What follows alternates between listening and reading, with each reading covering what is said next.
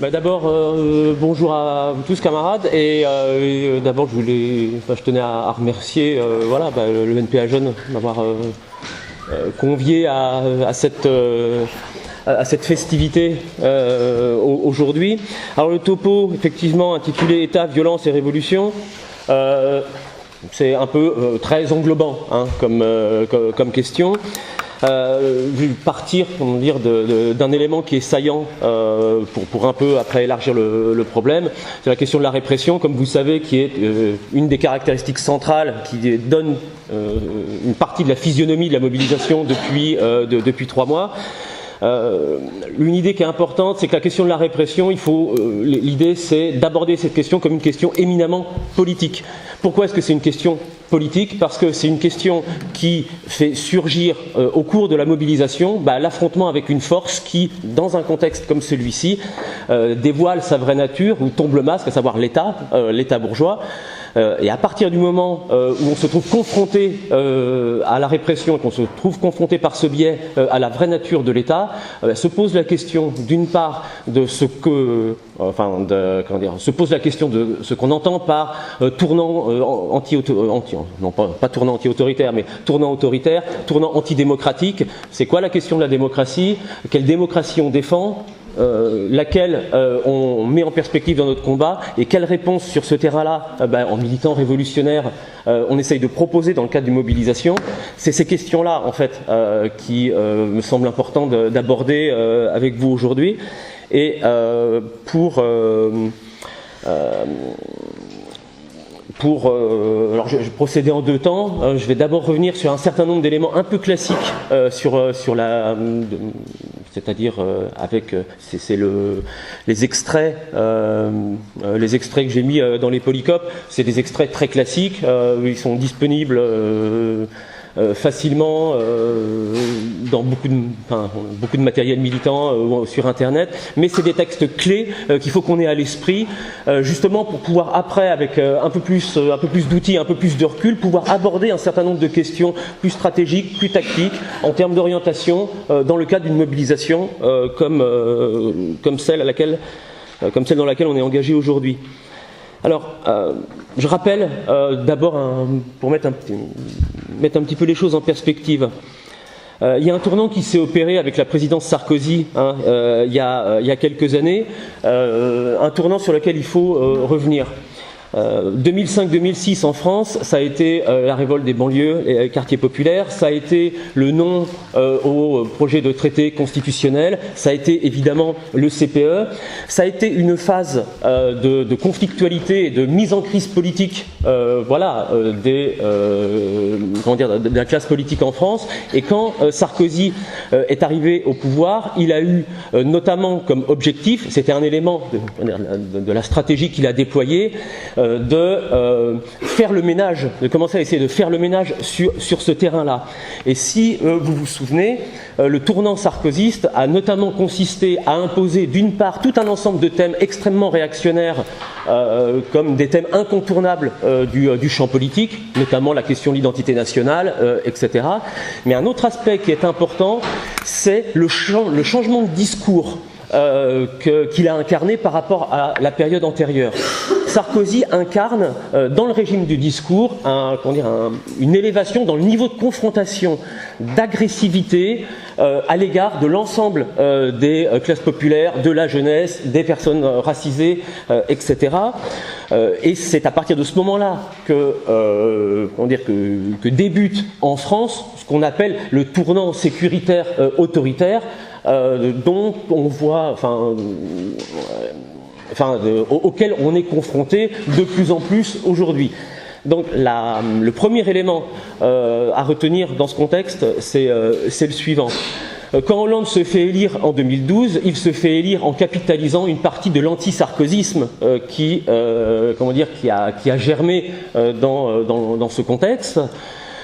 Mais en même temps, après une période relativement courte de dialogue social, vous savez bien que le passage, la fin des gouvernements Ayrault, puis le passage aux différents gouvernements Valls, a en fait montré la continuité de cette politique et de ce tournant qu'avait initié Sarkozy. Alors,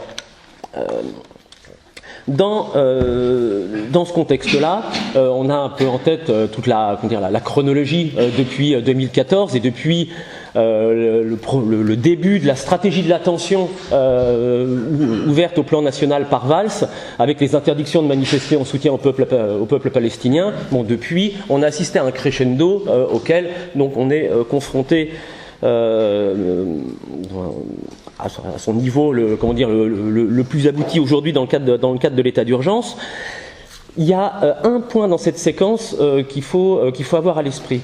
Fin 2014, il y a la ZAD de Sivins et il y a la mort de Rémi Fraisse. Et déjà, dans ce contexte-là, émerge une première phase, une première séquence de contestation du tournant militaro-policier porté par le gouvernement dans ce contexte-là, avec tout un ensemble de luttes contre la répression, contre les violences policières qui se localisent dans un certain nombre d'endroits et sans prendre une ampleur nationale, et notamment dans la région toulousaine, vu que Toulouse est tout près de Sivins.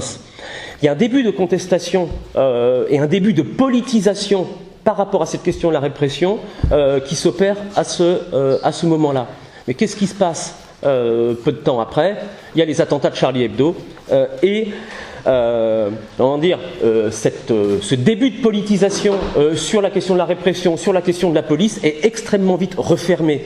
Il y a une séquence qui se ferme et une chape de plomb qui commence à s'instaurer sous le label de l'antiterrorisme au plan idéologique, et je vous passe tout le crescendo néoconservateur combinant islamophobie, racisme d'État, renforcement des appareils législatifs, judiciaires, de contrôle, de répression, qui aboutissent après la deuxième série d'attentats en novembre dernier à l'état d'urgence, devenu un état d'urgence permanent et reconduit. Reconduit, je ne sais plus, c'est la troisième reconduction, c'est jusqu'à juillet, si je me souviens bien. Bon. Alors, cet élément de contextualisation,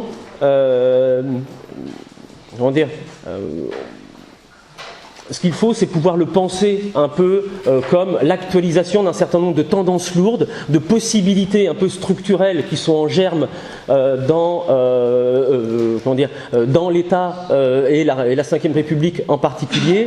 Et c'est un peu des éléments de prise de recul sur ce terrain-là que je veux maintenant vous évoquer un petit peu.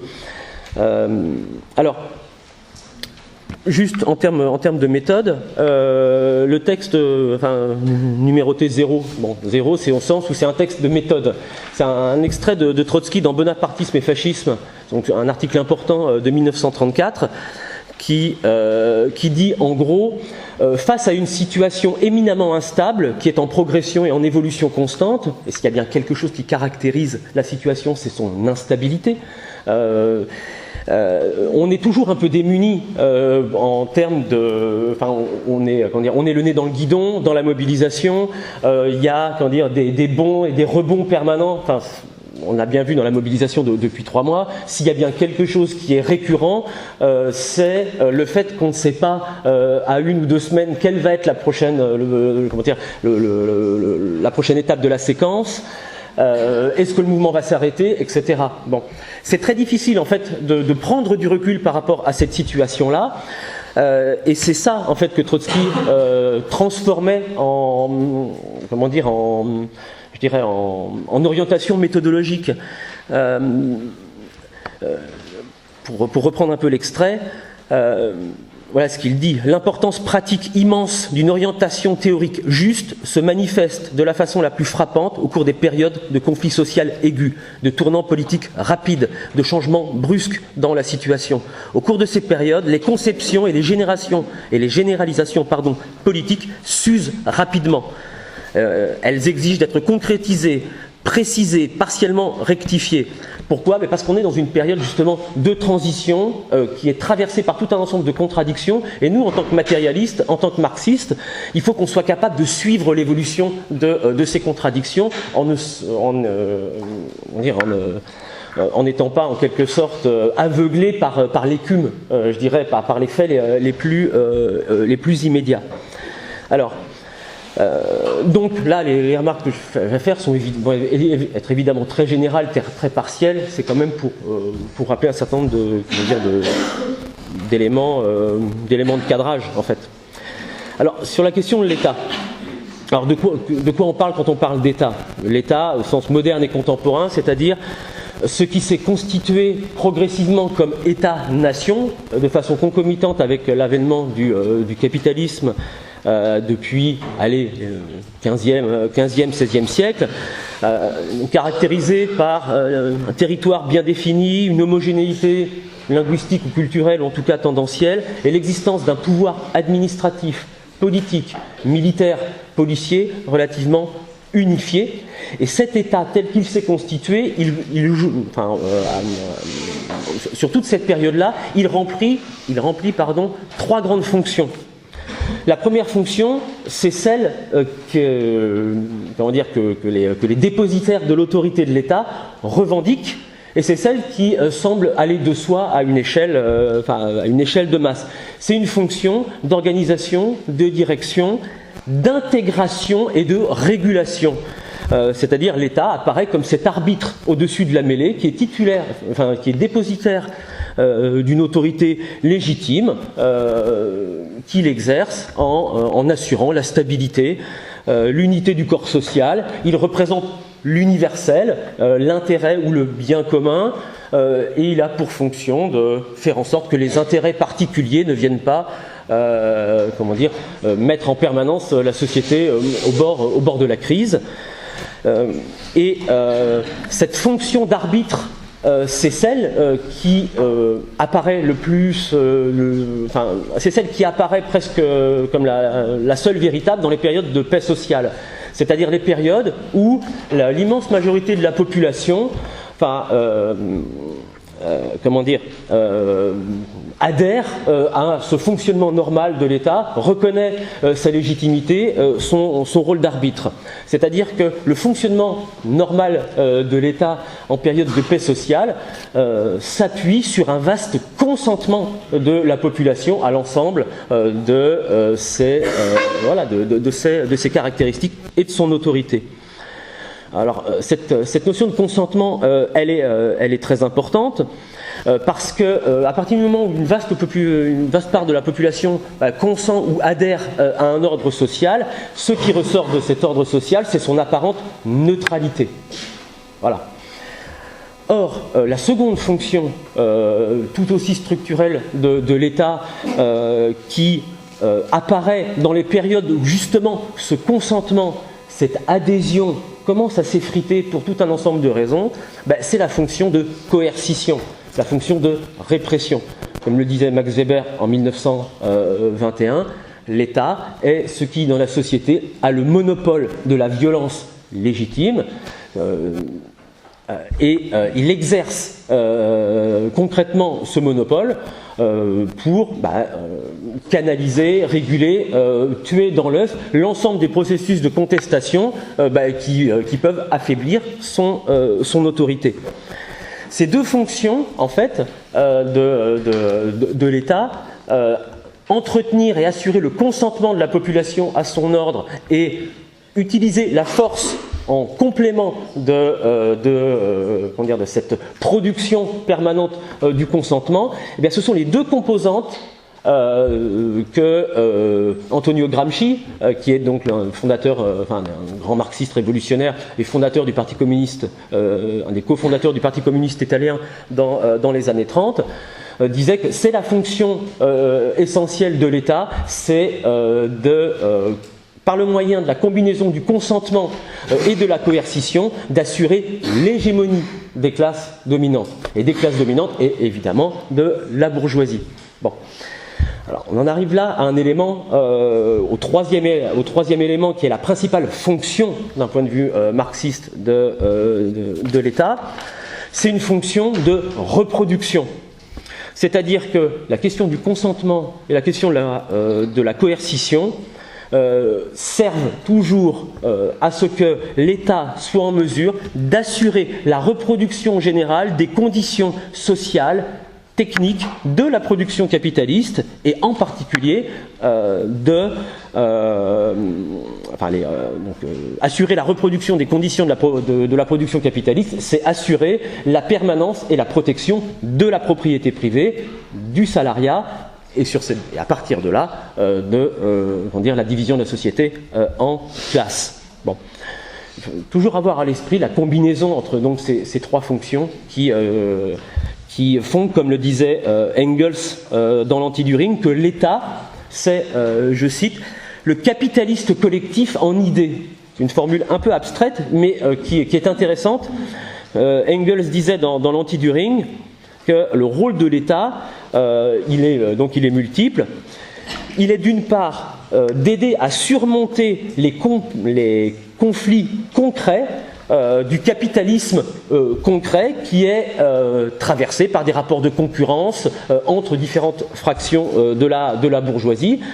Il doit simultanément satisfaire au moins de façon minimale les besoins et les aspirations des producteurs, des travailleurs, et donc il doit utiliser autant que c'est nécessaire la force pour mater ou canaliser l'ensemble des contestations qui peuvent surgir. Autrement dit, il insistait sur cette triple fonction de reproduction des conditions de la production capitaliste, intégration, consentement, et donc troisième élément, cet élément de répression. Et dans l'Anti-Düring, mais dans son autre texte, L'origine de la famille, de la propriété privée et de l'État, il effectue la genèse historique qui amène à cette spécificité de l'État capitaliste. Bon. Alors là, j'ai mis les citations 1, 2, 3, vous les verrez, elles sont assez, de Marx, de Lénine et de Mandel, donc de 72, sont des, montrent la permanence de cette définition fondamentale, qui est que c'est toujours, en dernière instance, dans l'état du conflit de classe, qu'on doit trouver la clé permettant d'expliquer les formes de la situation politique telle qu'elle s'offre à n'importe lequel des protagonistes d'un conflit ou autre. Bon. Alors, le quatrième extrait, c'est un extrait donc de Lénine, l'État et la Révolution, qui développe sur la question de la police, des forces de répression, des détachements spéciaux d'hommes armés, etc. Il est bon d'avoir en tête ces définitions traditionnelles. Hein. Bon. J'y reviens pas. Alors, par rapport à ces éléments de définition, comment on fait dialoguer ces éléments de définition donc par rapport à la situation politique dans laquelle on est nous aujourd'hui, qui est une situation à différents niveaux de crise extrêmement saillante. Alors, je vais dire quelques mots sur cette notion de crise parce que c'est un mot qu'on peut utiliser. On n'a que ce mot-là à la bouche, c'est la crise économique, sociale, etc. Et c'est une période de crise politique. Il faut mettre, je pense, produire quelques distinctions qui me semblent un peu indispensables. La question de la crise économique, je n'y reviens pas, on l'a à l'esprit. La question de la crise sociale, avec notamment l'existence d'une précarité grandissante, d'un chômage, tout ça à une échelle de masse et de façon durable et structurelle, nous l'avons en tête. Au plan proprement politique, je dirais qu'on peut distinguer au moins 4 plans dans la définition de ce que c'est qu'une crise. Premier élément, ce serait celui d'une crise politico-idéologique et crise de représentation, qui se traduit par quoi ? Par une vaste délégitimation, une vaste impopularité profonde du personnel politique officiel et notamment de ceux qui ont en main le pouvoir. Je veux dire, comme vous le savez, le taux d'impopularité de Hollande et Valls est historique à l'échelle de dans le cadre de la Ve République. On est à 11% d'opinion favorable. Voilà, ça c'est un élément qui reflète une crise de représentation. Pardon ? 4%. 4%. Bientôt on va être à moins. Voilà. Eh bien ça va progresser. Alors, cette type de crise-là, mais justement, elle reflète quoi par rapport à la définition préalable où l'hégémonie de la bourgeoisie au travers de son personnel politique repose sur la combinaison de consentement et de coercition? C'est que justement, on est dans une situation d'instabilité hégémonique. On peut parler même d'éléments de crise d'hégémonie du personnel politique, qui suscite dans le contexte justement actuel ce renforcement en compensation de toutes les dimensions autoritaires et répressives déjà évoquées. Ça c'est un premier plan. Il y a un second plan qui est plus immédiat, qui serait celui d'une crise gouvernementale. Alors, ou en tout cas un régime de risque permanent de crise gouvernementale. C'est lié, mais ce n'est pas exactement sur le même plan. Crise gouvernementale, c'est par exemple les divisions internes au gouvernement, le fait que le gouvernement n'a pas de majorité sur lequel s'appuyer en raison de ses divisions propres, des divisions de son propre camp, au niveau parlementaire. Voilà. Je veux dire, le régime la chute d'un gouvernement de ce point de vue-là serait l'ouverture d'une crise gouvernementale avec tout un ensemble de prolongements et d'impacts dont on pourrait discuter. Ce serait extrêmement intéressant d'avoir d'établir quelques scénarios sur ce terrain-là. Bon. Mais il ne faut pas confondre ces deux niveaux, crise politico-idéologique ou crise d'hégémonie, crise de gouvernement, avec la notion de crise de régime. C'est pas les mêmes plans. C'est-à-dire un régime peut être parfaitement stable, même si certains gouvernements tombent suite à des crises qui peuvent être conjoncturelles. Donc une des questions qu'on se pose, nous, c'est vit-on en ce moment, dans la situation politique française, une crise du régime, c'est-à-dire une crise de la Ve République? Moi, personnellement, je pense qu'il faut une réponse nuancée. Qu'est-ce qui est en crise exactement dans la Ve République? Eh bien, ce qui est en crise, c'est l'ensemble des mécanismes démocratiques bourgeois, démocratico-parlementaires, dont les 2-3 dernières années ont montré à quel point ils se décomposent et en lien avec la faible assise parlementaire du gouvernement, mais on voit bien quelle est la solution de compensation qui a été utilisée, c'est-à-dire le contournement de ces mécanismes démocratiques et parlementaires au profit d'un renforcement extrêmement important du pouvoir exécutif, autant dans ses déclinaisons répressives que dans l'usage des mécanismes comme le 49.3, pour le dire, pour l'illustrer de façon limpide. Bon. Il y a une crise des mécanismes démocratiques bourgeois et parlementaires évidents. Est-ce que pour autant, ça signifie que c'est la Ve République dans son ensemble qui est en crise? Oui et non. Non au sens où ce qui se révèle dans la situation actuelle, c'est les structures profondément bonapartistes, profondément autoritaires qui sont portées en germe par le régime depuis sa naissance, fin des années 50. Alors, sur ça, une remarque. Il y a beaucoup de discours qui consistent à dire la Ve République est particulièrement, par son hyper-présidentialisme, par ses mécanismes bonapartistes, etc., particulièrement réactionnaire. En réalité, les républiques d'avant l'étaient tout autant. C'est l'ensemble du régime républicain à la française qui porte ces éléments autoritaires. Ce qui fait qu'en fait, la situation actuelle, elle met à nu, en réalité, la nature du régime en mettant en évidence le renforcement de ces éléments les plus réactionnaires. Alors j'ai utilisé la notion de bonapartisme. La notion de bonapartisme, elle a été forgée par Marx en 1851 à partir du coup d'État de Louis Bonaparte, qui prend le pouvoir fin 1851 et qui signe la fin de la Seconde République.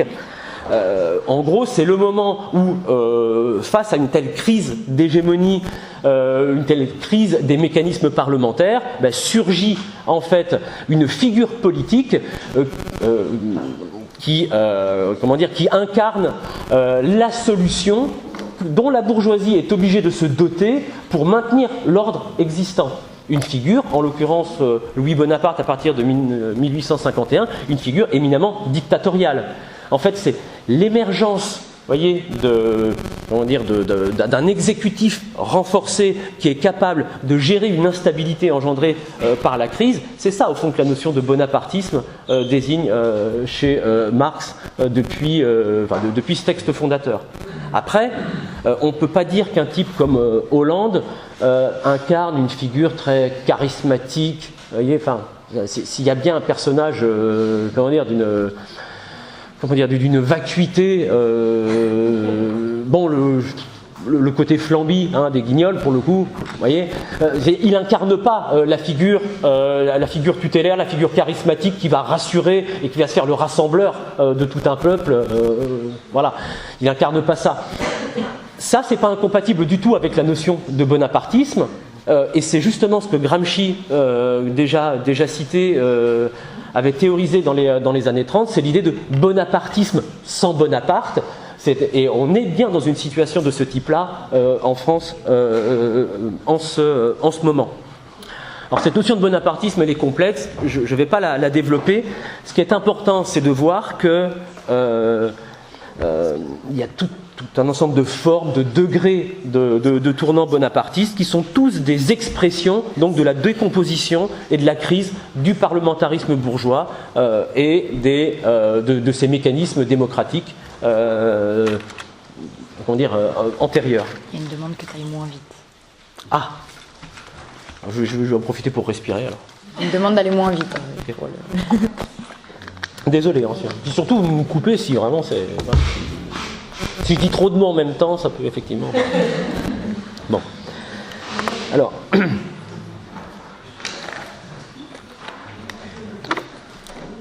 Pour terminer ce cadrage-là, j'ai terminé sur une formule qui est souvent utilisée dans le contexte, la formule de... Ah ouais, la formule de stratégie de l'attention. En réalité, cette stratégie de l'attention, il faut l'entendre en deux sens. À la fois, vous voyez bien, c'est une stratégie, un renforcement autoritaire qui vise à régler un certain nombre de problèmes qui se posent, une crise, une conflictualité croissante dans toute la société. En ce sens-là, cette stratégie de l'attention, elle est, comme on dit, curative, c'est-à-dire elle doit soigner un certain nombre de maux dans la société. Mais en réalité, c'est pas l'élément peut-être le plus important pour nous. C'est une réalité, mais c'est pas suffisant. C'est aussi une stratégie éminemment préventive. Préventive, c'est-à-dire qu'elle donne à la bourgeoisie, pour toute une période qui s'ouvre, un cap politique. C'est-à-dire, c'est une stratégie qui donne la voie, qui montre quelles sont les formes politiques dans lesquelles il va devoir s'organiser pour mater l'ensemble des contestations à venir. Par exemple, imaginez un mouvement comme celui de ce printemps, mais qui soit démultiplié à une échelle beaucoup plus massive sur l'ensemble de la société. La question se poserait différemment du côté gouvernemental.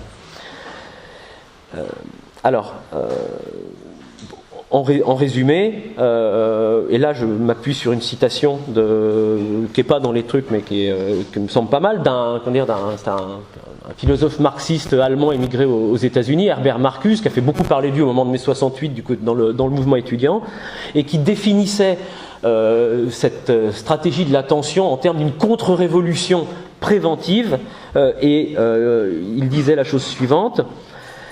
Cette contre-révolution est largement préventive en général. Dans le monde occidental, elle l'est exclusivement. Pourquoi? Il n'y a pas de révolution récente à détruire, aucune non plus en perspective, en tout cas dans l'immédiat. Or, c'est pourtant la peur de la révolution qui unit les intérêts et lie les différentes phases et formes de la contre-révolution. Et cette contre-révolution, elle couvre toute la gamme, de la démocratie parlementaire à la dictature avouée, en passant par l'État policier. L'État policier dans lequel nous entrons, cet État avec toutes ses dimensions bonapartistes étant, voilà, l'émergence d'une forme transitoire qui reflète un processus en partie, je dirais, d'autodestruction de la démocratie bourgeoise elle-même. Bon. Alors, comment, pour le quart d'heure qui reste, comment transformer je dirais ces éléments de caractérisation, comment en faire le point d'appui pour proposer un certain nombre de perspectives. Je pense qu'il faut repartir d'une thèse qui est fondamentale de Lénine dans Que faire. Vous voyez là, c'est l'extrait numéro 7. J'ai souligné à la fin le passage qui me semble important. C'est-à-dire quelle est l'orientation générale en tant que militant révolutionnaire par rapport à ces questions, toutes ces questions de déni de démocratie, de tournant autoritaire, etc. Voilà ce qu'il disait. Il disait tout secrétaire, enfin la fin de la citation, voilà, tout secrétaire de trade union, il réfléchit en fait sur le profil du militant révolutionnaire. C'est quoi le profil du militant révolutionnaire? Et il dit, il y a un profil qui existe, c'est le leader syndical. Il dit, tout secrétaire de trade union, tout leader syndical mène et aide à mener la lutte économique contre le patronat et le gouvernement, notamment dans l'usine, etc., au travers d'une intervention auprès des boîtes, etc. Tout ceci est évidemment essentiel. Mais Lénine précise, l'on ne saurait trop insister que ce n'est pas encore là du social-démocratisme.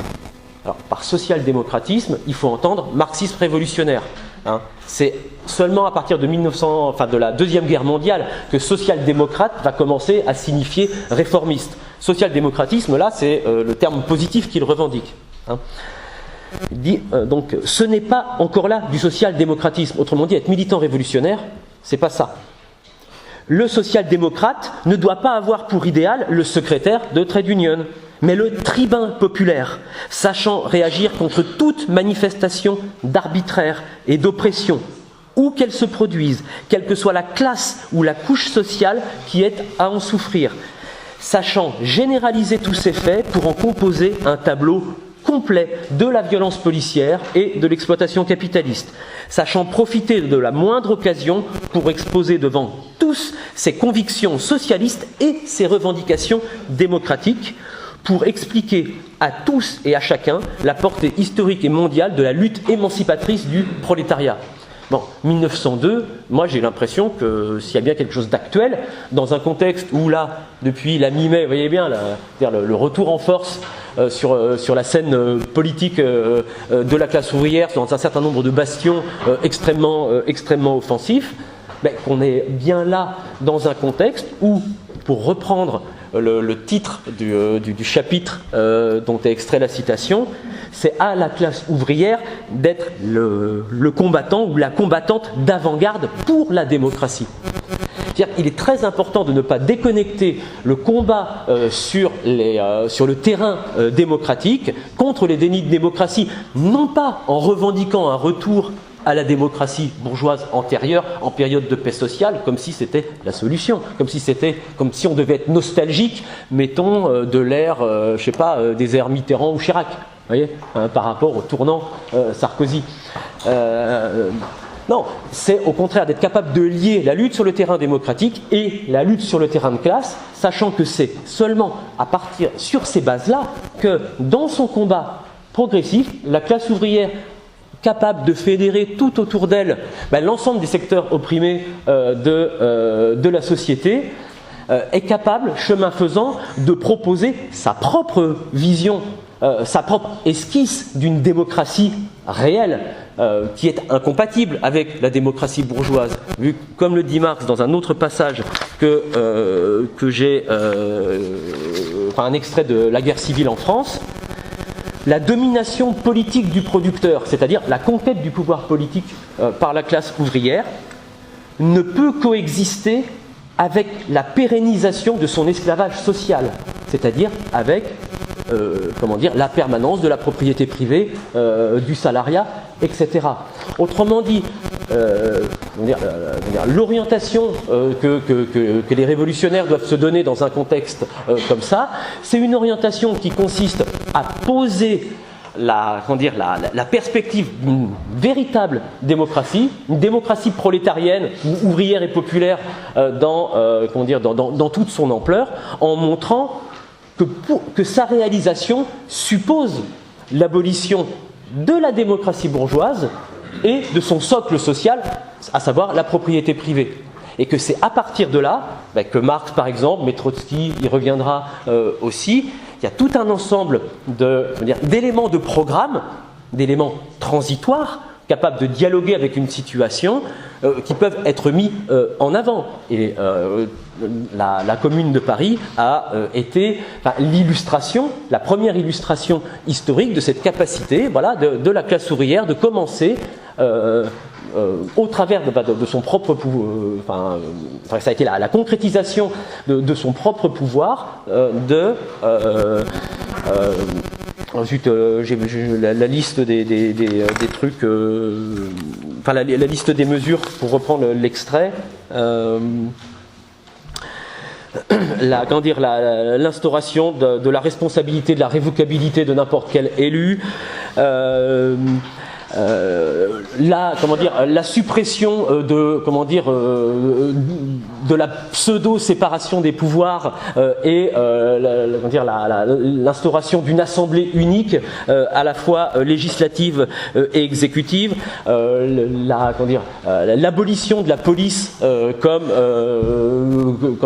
instrument matériel du gouvernement bourgeois, et pareil, l'abolition de l'armée permanente au profit de ce qu'il appelle le peuple en armes, et que nous on peut décliner en termes d'auto-armement, d'autodéfense, de milices ouvrières, etc. Il y a tout un ensemble d'éléments au XXe siècle qui ont repris ces éléments-là. Évidemment, pas de salaire pour l'ensemble des élus de la commune supérieur à celui d'un ouvrier moyen, etc., etc. Sur la question de la justice, qui est très importante dans la situation actuelle, et voilà ce qu'écrivait Marx, plutôt ce que rappelait Marx. Les fonctionnaires de la justice furent dépouillés de leur feinte indépendance, qui n'avait servi qu'à masquer leur vile soumission à tous les gouvernements successifs. Comme le reste des fonctionnaires publics, magistrats et juges devaient être élus, responsables, révocables, etc. Pas détaillé, mais voyez, il y a tout un ensemble de mesures dans la situation actuelle, au travers desquelles on peut dialoguer avec une frange importante de gens qui se sont mobilisés sur ces questions démocratiques, que ce soit Nuit debout, que ce soit la confrontation même de secteurs ouvriers à la question de la répression, les illusions qui tombent à l'égard et la rupture du peuple de gauche à l'égard de la droite socialiste, du socialisme gouvernemental. L'ensemble des aspirations à un autre monde, c'est-à-dire contre la loi El Khomri et son monde, c'est aussi contre la loi El Khomri, contre la répression et le type de démocratie qui engendre cette répression. Il y a tout un ensemble de discussions à mener dans le contexte actuel sur ce terrain démocratique où on a toute une tradition dans le marxisme révolutionnaire qui peut nous permettre d'aller au-delà de la simple condamnation de la répression, même si tout ça c'est essentiel. Mais nous, on a les moyens d'aller plus loin, d'apporter des perspectives sur ce terrain-là à ceux avec lesquels et en direction desquels on milite. Bon, alors. à partir de là, il y aurait je dirais un élément plus programmatique, plus stratégique, un débat plus stratégique qu'on pourrait ouvrir. Je vais juste l'évoquer. La question pour nous, et puis bon, ça c'est la fin du titre, hein, vous voyez, on arrive à État, démocratie, révolution quand même. Ouais, bon. On va peut-être pas se priver non plus d'aller un tout petit peu sur ce terrain-là. Et je vais terminer donc en combinant une citation encore de Lénine, tirée de L'État et la Révolution. Voilà, la 12e, la dernière, qui est importante dans le contexte actuel, en tout cas pour relancer un certain nombre de discussions de fond sur cette question de l'État, sur cette question de la démocratie, etc. Donc c'est la toute dernière. Quiconque reconnaît uniquement la lutte des classes n'est pas pour autant un marxiste. Limiter le marxisme à la doctrine de la lutte des classes, c'est le tronquer, le déformer, le réduire à ce qui est acceptable pour la bourgeoisie. Celui-là seul est un marxiste qui étend la reconnaissance de la lutte des classes jusqu'à la reconnaissance de la dictature du prolétariat. C'est une notion complexe, hein, une notion chargée, mais une notion en fait stratégique fondamentale, sur laquelle Daniel Ben Saïd, dans cet ouvrage Stratégie et parti de 1986, il a beaucoup évolué après, mais qui me semble très importante de remettre au cœur des discussions. Je m'arrêterai après là-dessus. Alors, vous ne connaissez pas le mouvement, regardez là.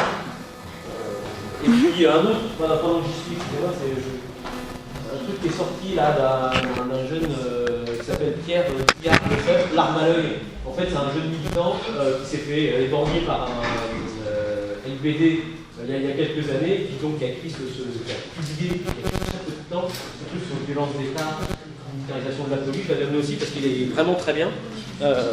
Bon.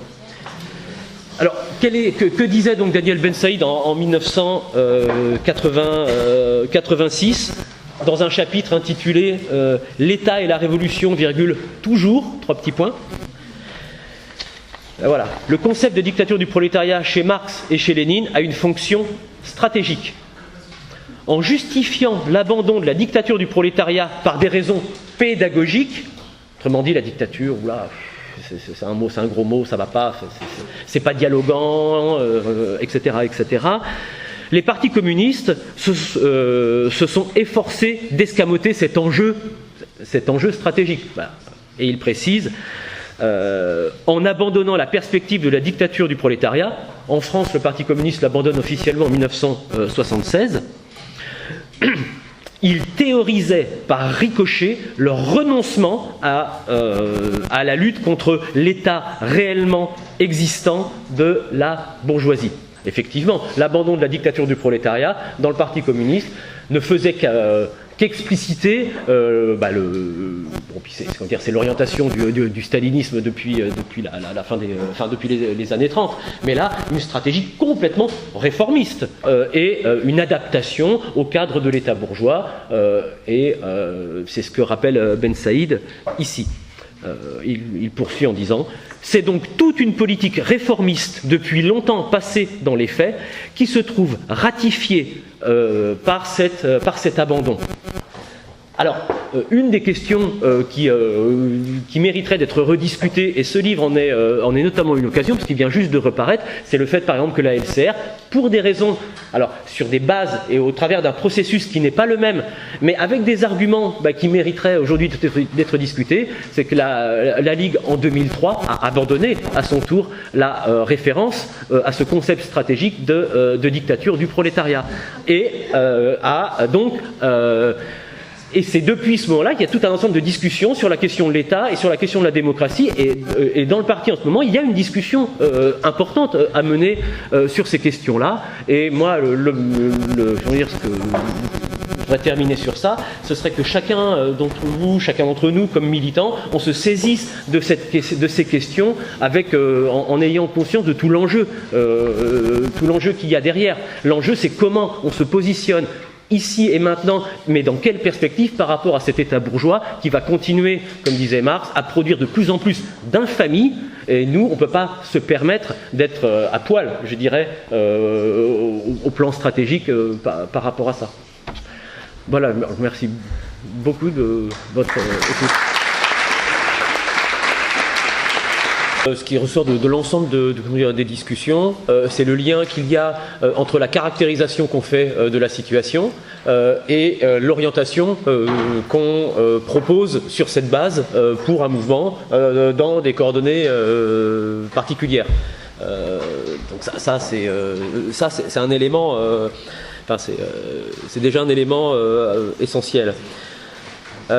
Justement, l'une des questions sur cette question du bonapartisme, alors c'est une question complexe, mais il faut quand même revenir aussi à certains éléments de définition sur lesquels je vais insister pour justement que le débat puisse se poursuivre après sur des bases un peu plus précises.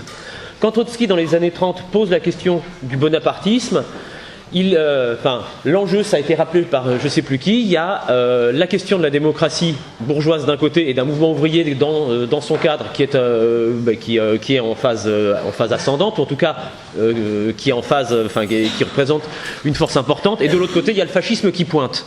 D'accord ?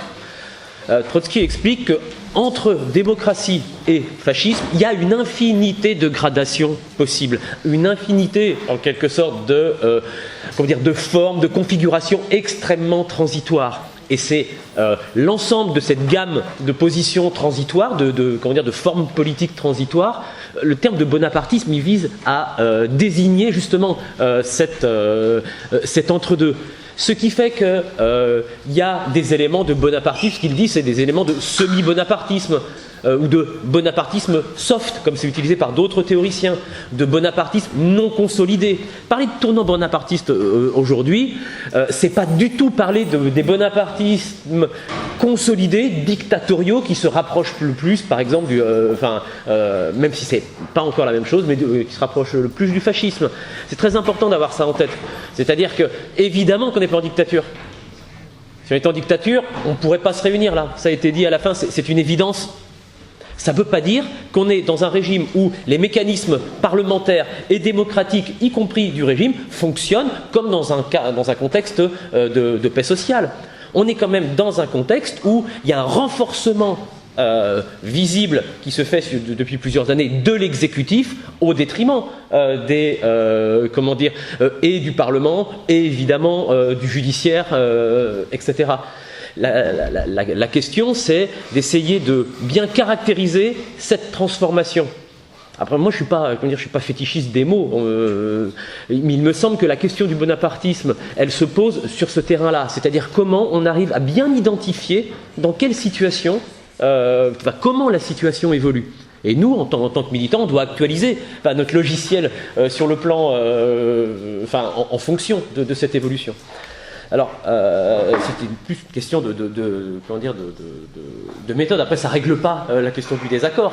Mais justement, cette notion de bonapartisme, c'est pas synonyme de dictature ou autre. Pinochet, c'est pas du bonapartisme. Pinochet, c'est une dictature militaire. C'est pas la même chose. On parle pas de bonapartisme là. Voilà, par exemple. Alors ça c'était juste un point, mais voilà, je pense qu'il faut que ce débat il se fasse, il faut lire les différents textes, parce que c'est des gros débats théoriques depuis les années 30, qui ont été repris en Grèce justement, dans le contexte des dictatures grecques, par des gens comme Poulantzas, etc., qui en ont tiré des leçons un peu opposées à nous, mais c'est des gros débats en fait, et je pense qu'il faut s'en saisir en se donnant tous les outils pour ça. Le deuxième point, il y a tellement de choses en fait. Disons au moins une. Ouais. Il y en a une sur laquelle je veux conclure, mais avant. Bon. Bon, non, sur la question qui est revenue à différentes reprises dans la discussion de la violence d'État, les violences policières comme facteur de conscientisation et le rapport aux questions de salaire, aux questions de conditions de travail, ou à la fac aux questions des conditions d'études. Enfin bref, l'austérité sous toutes ses facettes. C'est évident que la question, c'est pas de dire qu'il faut faire primer l'un sur l'autre ou dire que. Enfin, c'est pour ça que j'ai pris cet élément cette thèse de Lénine, c'est que la question démocratique, elle se pose d'autant plus dans un contexte où les injustices et je ne sais plus quelles sont ces formules, où les atteintes à différents types de droits se font saillantes, mais en aucun cas ça se déconnecte des bases de classe à partir desquelles on peut les mettre en avant, et ça se déconnecte jamais du phénomène plus structurel, évidemment, de l'exploitation. La question, c'est pas ni d'opposer l'un, ni d'opposer à l'autre, mais c'est justement, nous, d'être capables de les articuler en permanence, parce que c'est les deux volets qui sont aussi à mettre en avant, nous dans notre intervention. Mais au Mirail, en octobre-novembre 2014, il y avait un début de mobilisation étudiante qui se faisait sur la question des revendications étudiantes, sur la question de l'austérité à la fac, etc. Et il y avait des discussions sur la question écologique, les grands projets inutiles. Et donc, les 3 premières semaines d'octobre, il y avait des AG à 200, 300, 400, etc. Bon, Rémi Fraisse meurt, 1500 étudiants après, pendant un mois. Puis ça n'a pas essaimé à l'échelle nationale, c'est resté cantonné à Toulouse, et c'était une limite. Mais dans ce contexte-là, évidemment qu'on continuait à mettre en avant la bataille contre l'austérité, etc. Mais ce n'est pas la bataille contre l'austérité qui faisait que les gens venaient.